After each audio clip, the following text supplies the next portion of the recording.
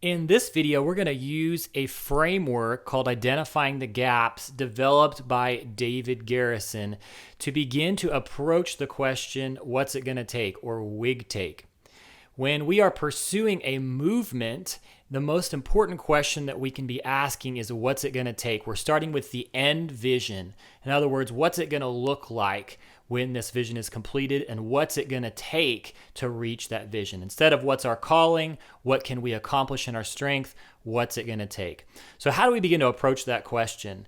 Well, David Garrison put together these, actually he did research and then found these specific elements. So universal elements that are true in every church planting movement that has been researched up to the point of his book, and then common elements. These are not universal, but far more common than not.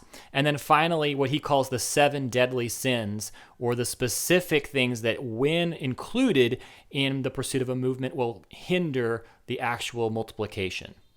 So let's get some language to these 7 deadly sins that Garrison identifies. Number 1, blurred vision. In other words, you can't hit what you can't see. So if there's not clarity of vision, you're going to miss a church planting movement. Vision needs to be cast constantly. So is the vision blurry? Number 2, improving the Bible. Think it can't be done to improve the Bible. It's been done. So if people try to add to what the word says, then that begins to be a hindrance to seeing the movement happen. Sequentialism. So if everything is done this, then this, then this in a specific order instead of all happening at once, which tends to be how God does it, then that can actually get in the way of multiplication. 4th deadly sin, what he calls unsavory salt. The deadly sin of unsavory salt happens when Christianity has been compromised. So it's a faith that's lost its first love, and it's trying to launch a church planting movement among a people group who already know Christians, and because of that knowledge, they despise Christianity. So this becomes a serious challenge to multiplication. What he calls the devil's candy. In other words, there are things that, when included in the movement, begin to hinder the multiplication, and that's the addition of money, ministry as an end unto itself, or unity when that's a prerequisite to action. So when we begin to add in things that are not what God would have as core, then it begins to derail the movement itself. What he calls alien abduction, and this is when we don't enculturate the gospel and figure out what needs to happen to make sure that it's contextualized for that particular people group. Finally, what he calls blaming God, and this is essentially a lack of faith or just beginning to doubt what God has said or being committed to the vision.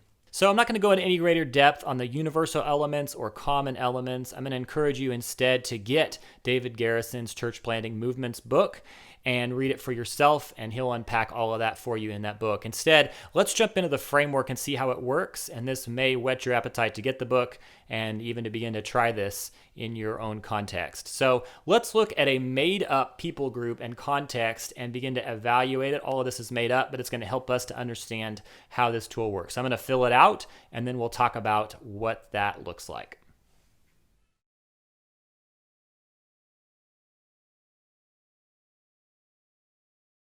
Okay, so we just evaluated this particular people group, this particular context based on universal elements, common elements, and the 7 deadly sins, with 10 being this particular element is knocking it out of the park. We're doing really well in this particular area. And then 1 being, it's happening a little bit, not much.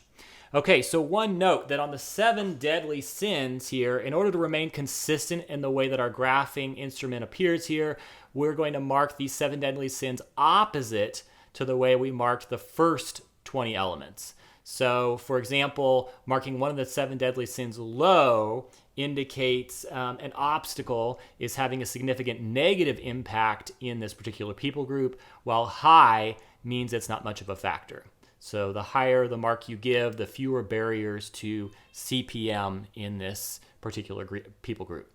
And so this then gives us a more consistent overall framework to work with. So, what do you see? We see that there are some places where we see a lot of prayer happening. We see there is definitely a framework for and a DNA for house church. That's all really good. But if we look at some of the gaps, so we start to see some of these ones where there's only one filled in or a couple boxes filled in out of 10.